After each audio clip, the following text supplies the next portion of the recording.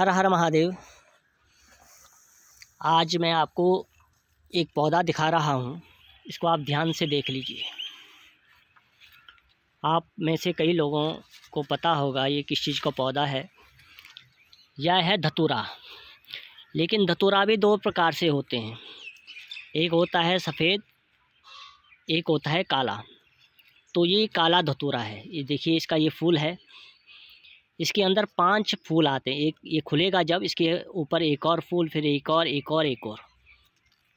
ये 5 फूलों का धतूरों का पौधा है। अभी ये छोटा है, अभी आजकल इस पे फल भी नहीं है, सर्दियों में फल नहीं होते, बहुत कम होते हैं। तो ये है काले धतूरे का पौधा। कई लोग हमारे पास आते हैं कि महाराज जी हम साधना करते हैं, लेकिन हमारे साधना में हमारा जो ब्रह्मचर्य है वो खंडित हो जाता है। और किसी भी साधना में अगर आपको सिद्धि चाहिए, मंत्र साधना में अगर आपको वह फलित साधना चाहिए, सिद्धि चाहिए, और मंत्र का आप वेग मंत्र का आप तेज देखना चाहते हैं, तो उसके लिए सबसे महत्वपूर्ण होता है कि आपकी ब्रह्मचर्य की शक्ति बनी रहे।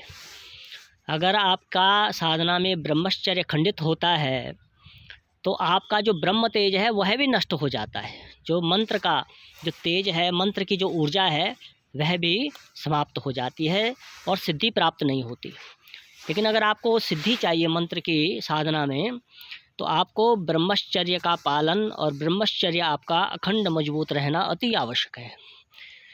तो मैं आज आपको इतना दिव्य प्रयोग बता रहा हूँ, बहुत सरल और छोटा सा प्रयोग। देखो, मेरा प्रयास यह रहता है कि साधना में जितने भी साधक हैं उनको सिद्धि प्राप्त हो जाए, सफलता प्राप्त हो जाए। तो ऐसा मैं उनको सरल प्रयोग और साधन बताऊं जिससे उनको साधना में सहायता उनको मिले। तो ये काला धतूरा है। आपने क्या करना है, बहुत ही हमारे तंत्र में इसका प्रयोग है, सिद्ध प्रयोग। तो इसका एक प्रयोग यह भी है कि आप किसी भी गुरु पुष्य योग में इस प्रयोग के कीजिए। तो आपने क्या करना है कि आपने किसी भी गुरु पुष्य योग में, जब आपको पता है कि गुरु पुष्य योग आने वाला है, तो एक दिन पूर्व आपने इस पौधे के पास जाना है, प्रार्थना करनी है इस पौधे से कि कल मैं आपको आकर आपके पूजन करके आपकी जड़ को यहाँ से लेके जाऊँगा। तो दूसरे दिन आके इसका पूजन इत्यादि करके, धूप बत्ती इत्यादि करके, आपने इस पौधे की जड़ को निकाल देना है। जब आप इस पौधे की जड़ को निकाल देंगे तो इसको आपने गंगा जल इत्यादि में धो लेना है। धोने के पश्चात आपने इस धतूरे, काले धतूरे की जड़ को किसी भी कन्या, देखो विवाहित स्त्री नहीं, कोई कन्या का कपड़ा हो, जैसे चुन्नी हो या उसका कोई रुमाल हो, या कोई भी कन्या के द्वारा जो प्रयोग में लाया गया कोई वस्त्र हो, उस वस्त्र को धागे के रूप में प्रयोग करना है। तो उसमें मतलब आपने इसकी जड़ को बांध देना है। जब आप उसके किसी चुन्नी इत्यादि के कपड़े में इस जड़ को बांध देंगे, तो बांधने के पश्चात आपने इसको पूजन गृह में रख देना है और कम से कम 3 दिन तक इस पे गूगल की धुनी देनी है। इस पौधे की जड़ पे 3 दिन की गूगल की धुनी दे देनी है। और धुनी देने के पश्चात उसको आपने बांध के अच्छी तरह से एक यंत्र तावीज़ के रूप में आपने बना के अपनी कमर पे बांध देना है। और जब आप इसको अपनी कमर पे बांध कर साधना करेंगे, सोएंगे, तो स्वप्न में भी आपका ब्रह्मचर्य खंडित नहीं होगा। यह एक इतना दिव्य और चमत्कारिक और सरल प्रयोग है। मैंने बहुत लोगों के ऊपर इसका प्रयोग किया है और बहुत ही सकारात्मक इसके परिणाम मेरे को देखने को मिले हैं। आपने इसके पौधे का ना फूल लेना है ना फल लेना है। जैसे ये फल है, यह 5 फल वाला, ये 5 फूल वाला फूल है धतूरे का। इसके ऊपर एक और आता है, एक और आता है, एक और आता है। ये 5 फूल का है। तो 5 पंखुड़ियों का ये फूल है।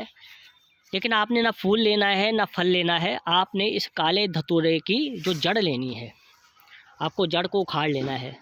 तो गुरु पुष्य योग हो तो सबसे अच्छा है, ठीक है। अगर गुरु पुष्य योग ना हो तो किसी भी शनिवार को आपने इसके पौधे के पास आना है, प्रार्थना करनी है, पूजन करना है, और उसके बाद आपने रविवार को सायंकाल के समय, जब भी आपने उखाड़ना है तो सायंकाल का समय होना चाहिए।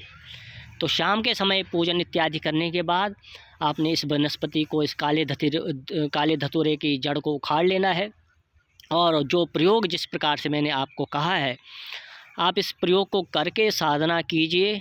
और ब्रह्मचर्य को बचाने के लिए, अखंडित रखने के लिए, ब्रह्मचर्य की रक्षा के लिए यह बहुत सरल और साधारण वनस्पति तंत्र का प्रयोग है। मैंने बहुत लोगों पे इसका प्रयोग किया है, बहुत सफलता इसमें प्राप्त हुई है। आप सभी जो साधक लोग हैं, इसका आप अगर प्रयोग करेंगे तो मुझे आशा है कि आपको भी अपार सफलता साधना में मिलेगी। आपको भी मंत्र साधना में इसके प्रयोग से उसको आपको लाभ होगा। माँ भगवती आपका कल्याण करे। हर हर महादेव।